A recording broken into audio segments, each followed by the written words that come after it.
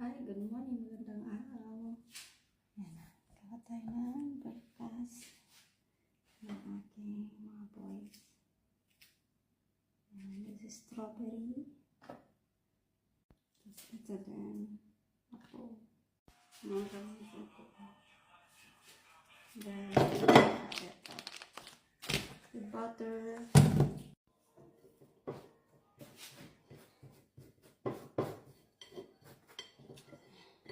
Ito kinakain nila. Itong mga boys, ito yung kinakain nila. Gaya sa papa nila. Bread. German bread. It's a German bread. So na. And then for the boys, the breakfast for the boys. Look at that mga kinons, guys. Muulan sa Germany. Yan. Yung anak, kung paano siya pupunta sa school.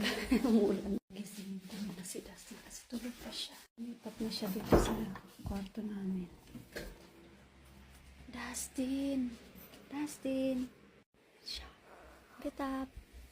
Get up! Guten Morgen! Good morning! Ayan na siya. Ayan ang aking anak. Ihatid ko siya. Muulan pa din. Hindi ko mahanap yung payong ko. Malapit ko kami. Yan yung church na yan. Evangelist Church. Tapos ito ng school. Yan ang school nila. School. Dustin, bye-bye!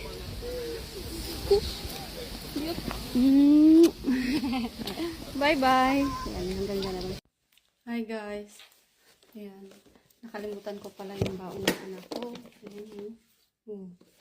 Nakalimutan ko. Ayan. Tumatanda na talaga ako. Nakalimutan ko. So dadalhin ko siya. Kasi malapit na mag-break time sila. Oh my God. Ayan. Katapos kong ihatid itong isa. Si Colin. Ayan. Yan yung anak ko. Say hi. Oh, wala siya sa mood. Yan ang aking boy. Daling ko siya sa kindergarten. So, yan lang naman ang kindergarten nila. Yung pagtawid namin ng traffic light. Press it. Can you? Oh, wala siya sa mood. Ano siya? Wala sa mood si Colin. So, ayan na. Dito na kami. Yan ang kindergarten nila. 3 minutes walk lang siya. 3 minutes walk from the house. And then yung school ni Dustin is 7 minutes walk from the house. So ito na. Ito na guys, makakamam siya. Papunta na ako sa school ni Dustin.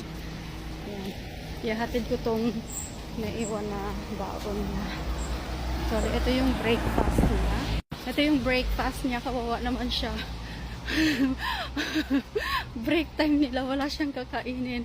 Ano pa naman yung batang yan is food is life. Maya't maya gutom. Hindi pa naman siya nag-breakfast sa bahay. Tapos wala din siyang breakfast sa school. Kaya ito, ihatid ko. Buti na lang, malapit lang yung school niya. Katapos ko ihatid si Colin sa kindergarten. Yun, diretso ako sa school niya. Hatid ko itong pagkain. Oh my God. In 5 minutes, break time na nila. In 5 minutes, break time nila na 9:25. So 9:30 ang ano nila, break time. Yan. Orasan talaga. Pupunta na ako sa school. Wala pang mga bata sa labas. Wala pang mga bata sa labas. Oh, paano ba ako papasok dyan? Kaya naman. Tapos isipin na lang ginagawa ng babae dito. Babae na to dito. Ayan, tingnan nyo, walang kabata-bata dito sa labas. So, kasi nga malamig, umuulan. Ayan. Rainy season na naman dito. So, yung building na yan. Yan, dyan ang classroom ni Dustin. Hindi siguro sila lalabas ngayon kasi umuulan nga. Kailangan ko talaga siguro puntahan doon sa classroom para ibigay itong pagkain. Bayan. Maghintay ako dito mga kamams, guys. Kasi baka makadisturbo. So, ayun na nga mga kamams. Ko pa yung anak ko. Yung mga kaklase niya kumakain na siya. Nakaupo lang. Walang pagkain. Tapos, ayun. Naghintay ako dun sa, sa may pintuan. Biglang lumabas yung teacher. Tapos, ayun, sabi ko nakalimutan kong ilagay yung pagkain ng anak ko sa bag niya. Tapos, siya na lang nagbigay. Tapos, sabi niya, gusto mo bang mag-hi kay Dustin daw. Sabi ko, sige, tingnan ko yung anak ko. Ayun, nakaupo nga siya. Wala siyang kinakain. Yung mga kasama niya, kaklase niya kumakain. Siya nakaupo lang. Ano ba yan? Tumatanda na talaga ako. Grabe. Kalimutan ko talaga. Kawawang bata. Sorry, my love, my Dustin. Kawawaan ako. So ngayon, punta ako sa Metzgeray. Tapos tindahan ng mga karne. Ayan. Punta tayo dito sa meat shop. Itong meat shop na to dito sa lugar namin. Masarap ang mga karne dito. Fresh. Ang meat shop dito. So, ayun. Nakabili na ako. Ay! Ano yan? Ito na. Ito yung ano ko. Natatakpan ng kamay ko itong kamera. Pauwi na ako. Ba yan? Ayan o. Ayan. Umaga pa lang inikot-ikot ko na itong lugar namin. Grabe. Buhay nanay talaga mga kamams na. Ganyan talaga ang buhay ng mga ina. Tapos naghihintay yung gawain sa loob ng bahay. Hindi pa tayo nag-almusal. Anong oras na? Yan, 9:40 na. Magkakape lang ako. Pagdating, konting kape lang. So, tama na yun. Tapos luto naman ang pananghalian. Ay, ayan ang buhay ko dito sa bansang Alemanya. Dito sa Germany. Ay, tingnan nyo yan. Oh, cute. Kamams, nakikita nyo yan. Yan yung nagdadala ng pagkain dito.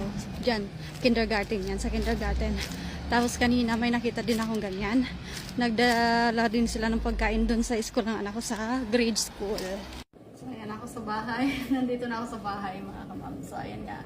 To be continue dun sa chinichika ko na na food service sa kindergarten. Yung truck na yun. Yung nagdadala ng pagkain sa kindergarten at saka yung sa grade school.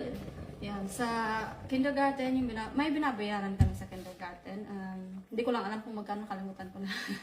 Asawa ko naman na nagbabayad. Tapos, pero hindi naman kamahalan. Tapos, kasama yun sa binabayaran, yung mga pagkain, yan. Tapos, meron silang palibreng breakfast. Like, for example, once in a month. Parang ganun. And then, yung sa grade school naman kay Dustin, sila, yung hanggang si Dustin 2:30 sa school, kasama na yung doon sila kumakain. Tapos ang binabayaran lang namin is food for lunch. Lunch lang ang binabayaran.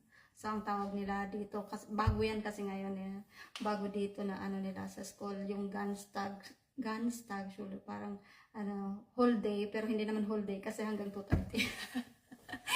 So, doon sila kumakain, yung mga bata doon kumakain ng lunch. So, ang binabayaran namin sa lunch niya, magkano ba? 65 yata, yun, 56. So, something.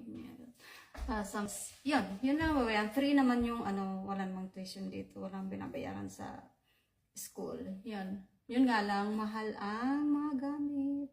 Yan, yung bag ni Dustin, magkano yun? Mahal ang nila dito. Mga gamit sa school. Ano ba yan?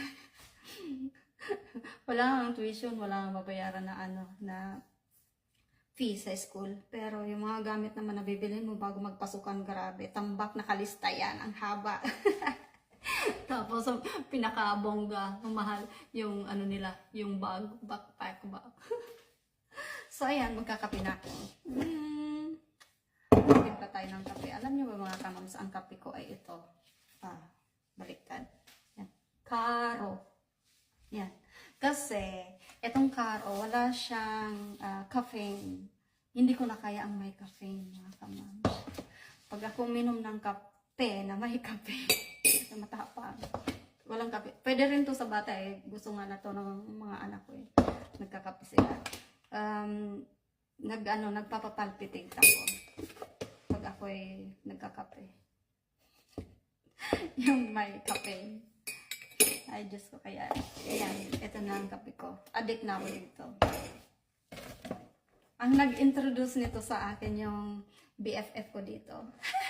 Thank you, my darling. Ikaw ang nag-introduce nito sa akin. Itong Karo Cafe nito. Diba? I miss you. See you soon. Yan, yung BFF ko na yan. Bira lang kami yan magkita ba? Pero, forever. Forever. Kasi ang mga kakaibigan, hindi naman, nasusukat na kailangan. Araw-araw nag-uusap kayo. Kailangan magkasama. Hindi naman gano'n.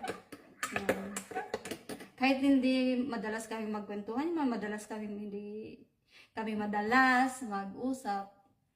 But in our hearts, we are always BFFs. So, tara na. Malamig sa labas. Wild at heart. That's all for today. Thank you for always watching my vlog. Please don't forget to like, share, and subscribe. Thank you for always watching.